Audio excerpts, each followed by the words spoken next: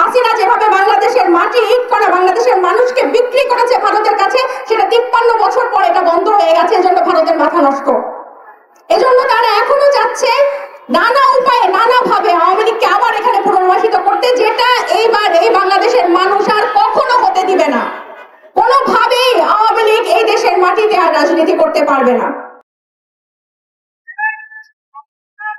ধন্যবাদ দিদি। আসসালামু আলাইকুম, শুভেচ্ছা নিবেন। আপনারা যারা এখানে আমাদের ডাকে একত্রিত হয়েছেন, আপনাদের সবাইকে ধন্যবাদ দিচ্ছি। আপনারা যদি ব্যানারের দিকে দেখেন, দেখবেন যে বিচারের দাবিতে এখানে মেয়েরা একসাথে হয়েছে, মেয়েরা একসাথে হয়েছে, শহীদের পরিবার এখানে একসাথে হয়েছে। আমাদের যে চিরাচরিত নারীদের যে মিলন মেলা, যে সমাবেশ, সেটা কিন্তু এই জুলাইয়ের পরে বদলানো শুরু হয়েছে এবং এই ধারা অব্যাহত রয়েছে। আমরা কিন্তু আমাদের অধিকার, নারী হয়ে নারীদের অধিকার, নারী হয়ে নারীদের কথা বলার দিন পার করে এসেছি। এখন নারীরা দেশের কথা বলতে চাই, দেশের মানুষের কথা বলতে চাই। আমরা এখন রাষ্ট্র গঠনের কথা বলতে চাই, আমরা জবাবদিহিতা চাই। এই যে জুলাই গণ অভ্যুত্থানে যে সকল নারীরা, সবার মুখে মুখে প্রত্যেকটা বক্তা এই গত 6 মাসে জুলাই অভ্যুত্থানের পর থেকে বারবার বলে আসছে যে নারীদের ভূমিকা ছিল অন্যরকম এবং নারীদের কারণে এই আন্দোলন, এই গণ অভ্যুত্থান সফল হয়েছিল। সেটা কোটা আন্দোলন থেকে হাসিনা পতনের 1 দফা আন্দোলন পর্যন্ত যে যাত্রাটা, যে জার্নিটা, এখানে নারীদের অবদান ছিল অন্য উচ্চতায়। এই যে আওয়ামী লীগ, আপনারা জানেন এই কিছুদিন আগেই মানবাধিকার, জাতিসংঘের মানবাধিকার কমিশন সে সুইজারল্যান্ডের জেনেভা থেকে সংবাদ সম্মেলন করে প্রতিবেদনটা পেশ করেছেন এবং আপনারা সবাই নিশ্চয়ই জানেন কি পুঙ্খানুপুঙ্খভাবে আওয়ামী লীগের হাসিনার অপকর্মের কথা, কিভাবে হাসিনা সেই সিকিউরিটি ফোর্সকে, police, BGB, NSI, DGFI, DB কে ব্যবহার করে, যেই সংস্থা ছিল বাংলাদেশের মানুষের রক্ষক, তাদেরকে ব্যবহার করে বাংলাদেশের মানুষকে খুন করেছে, বাংলাদেশের মানুষকে পিটিয়েছে, অন্ধ করেছে, পঙ্গু করেছে। এবং এখন তারা আবার রাজনৈতিকভাবে সক্রিয় হতে চাচ্ছে, তাদের রাজনীতিতে ফিরে আসতে চাচ্ছে এবং একটা গোষ্ঠী নীরব থেকে তাদেরকে সেই সুযোগ করে দিচ্ছে।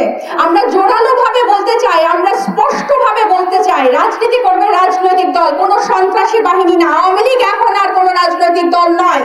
আওয়ামী লীগ একটি সন্ত্রাসী বাহিনী, গুন্ডা বাহিনী এবং সেটা জাতিসংঘ পরিষ্কারভাবে তাদের প্রতিবেদনে বলে দিয়েছে কিভাবে তারা জুলাই হত্যাকাণ্ড ঘটিয়েছে, এত অল্প সময়ের মধ্যে এতগুলো মানুষকে খুন করেছে।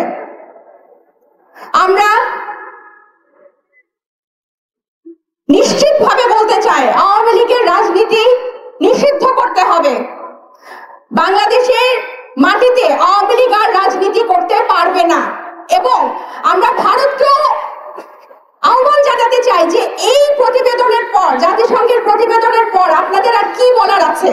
আপনারা গত 6 মাস যে প্রপাগান্ডা চালিয়েছেন, আপনারা যে বিশ্বের কাছে বুঝাতে চেয়েছেন, ভুল তথ্য দিয়েছেন যে বাংলাদেশে জঙ্গি উত্থাপনের কারণে গণ অভ্যুত্থান হয়েছে, সেটা ভুল প্রমাণিত হয়েছে জাতিসংঘের এই নিরপেক্ষ প্রতিবেদনের মাধ্যমে। পুরো বিশ্ব দেখেছে যে আপনারা শুধু আপনাদের গোয়েন্দা বাহিনী দিয়ে শুধু হাসিনাকে পালাতেই সাহায্য করেন নাই, এই গণহত্যায় আপনারা সক্রিয়ভাবে অংশগ্রহণ করেছেন এবং একজন গণহত্যাকারীকে আপনারা আশ্রয় দিয়ে রেখেছেন। আপনাদেরকে বলবো আপনারা হাসিনাকে ফেরত দেন এবং বিভিন্ন প্রতিবেশী দেশের সাথে যে আপনাদের কূটনৈতিক সম্পর্ক, সেটা আপনারা আবার পুনঃস্থাপন করেন এবং এখন থেকে সেটা পারস্পরিক শ্রদ্ধাবোধের মাধ্যমে। আপনারা মানবাধিকার কমিশনের রিপোর্টে, জাতিসংঘের রিপোর্টে আপনারা দেখেছেন কি সিস্টেমেটিক্যালি ফিমেল প্রোটেস্টারদের উপরে তারা হামলা চালিয়েছিল। এই যে আওয়ামী লীগের গুন্ডা বাহিনী, যে ছাত্রলীগের, এরা শুধু নারীদেরকে, মেয়েদেরকে পিটায় নাই, নানান ধরনের sexual harassment, sexual violence, assault সবকিছু তারা করেছে এবং এটা জাতিসংঘ প্রতিবেদনে উঠে এসেছে।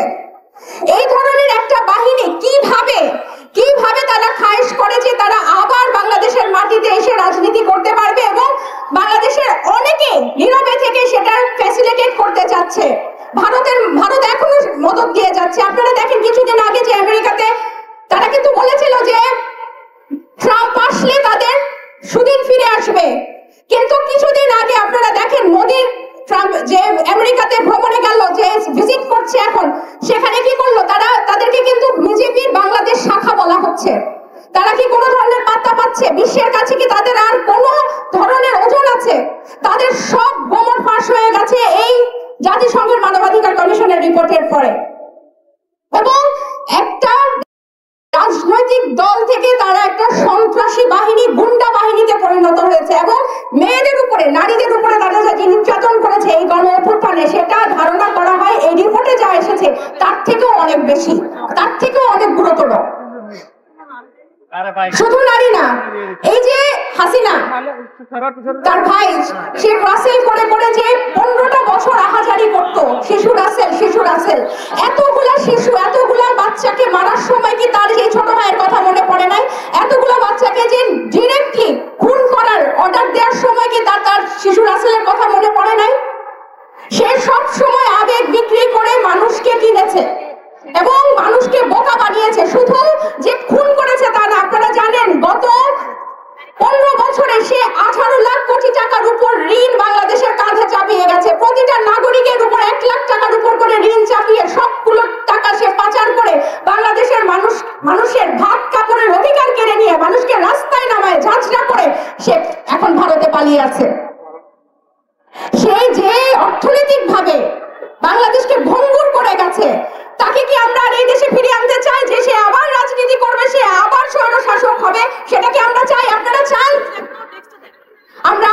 আমরা চাই না আওয়ামী লীগ আর এই মাটিতে রাজনীতি করতে পারবে। নির্বাচন তো দূরের কথা, নির্বাচনে অংশগ্রহণ তো দূরের কথা। তাই আমি যেসব বড় বড় রাজনৈতিক দল এখনো তাদের প্রতি সফট কর্নার দেখাচ্ছেন, আমি তাদেরকে বলবো যে আপনারা কিছু, আপনাদের সাথে অন্যান্য রাজনৈতিক দলের মতের পার্থক্য থাকবে, অনেক কিছুর পার্থক্য থাকবে, কিন্তু হাসিনা প্রশ্নে, আওয়ামী লীগ প্রশ্নে আপনাদেরকে এবং ভারত প্রশ্নে আমাদেরকে অবশ্যই এক হতে হবে। যে হাসিনা এইভাবে পাখির মতো করে মাত্র 36 দিনে এতগুলো মানুষ মেরেছে এবং যেটা এখন প্রমাণিত, আন্তর্জাতিক ভাবে প্রমাণিত, এখন আমাদের একসাথে হাসিনার বিচার চাওয়া উচিত এবং আওয়ামী লীগের নিষিদ্ধ চাওয়া উচিত, যে এই মাটিতে আওয়ামী লীগ আর রাজনীতি করতে পারবে না। এবং পাশাপাশি ভারতকেও বলতে চাই যে আপনারা যেসব প্রপাগান্ডা এত মাস ধরে চালিয়ে আসছেন, এখন এটার দিন শেষ। এখন আপনারা ফয়সালাতে আসেন, হাসিনাকে ফেরত দেন, হাসিনার এই মাটিতে হাসিনার বিচার হোক। এত ঘৃণ্য, এত নৃশংস হত্যাকাণ্ড চালানোর পরও কিভাবে আপনারা আপনাদের বিশ্বের দরবারে ভারতের অবস্থান কোথায়?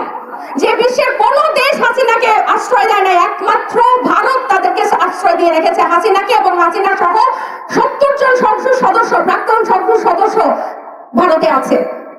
ভিসা বন্ধ, কিন্তু এই পুরো আওয়ামী লীগ বাহিনী কিভাবে ভারতে যায় যদি ভারতের মদত না থাকে? কিসের স্বার্থ তাদের এখন?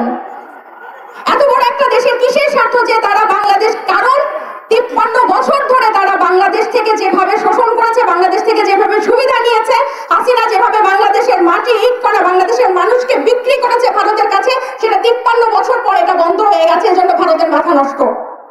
এজন্য তারা এখনো চাচ্ছে নানা উপায়ে, নানা ভাবে আওয়ামী লীগকে আবার এখানে পুনর্বাসিত করতে, যেটা এইবার এই বাংলাদেশের মানুষ আর কখনো হতে দিবে না।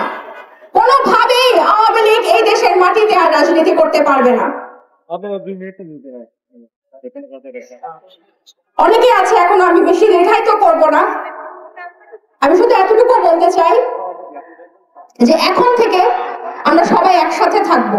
আমাদের অন্যান্য রাজনৈতিক দলের মতো বড় সংগঠন নেই, বড় লোকবল নেই, আমাদের টাকা পয়সা নেই, কিন্তু এক ঝাঁক তরুণের দেশ গঠন করার অনেক বড় স্বপ্ন আছে এবং অনেক শক্ত মন আছে, প্রাণ শক্তি আছে, এবং সেটা দিয়েই যদি আমরা একসাথে চলি, অবশ্যই আমরা সেই ভঙ্গুর বাংলাদেশকে আবার, বাংলাদেশের মাটিকে নিয়ে আমরা আবার ঘুরে দাঁড়াতে পারবো, আমার দৃঢ় বিশ্বাস।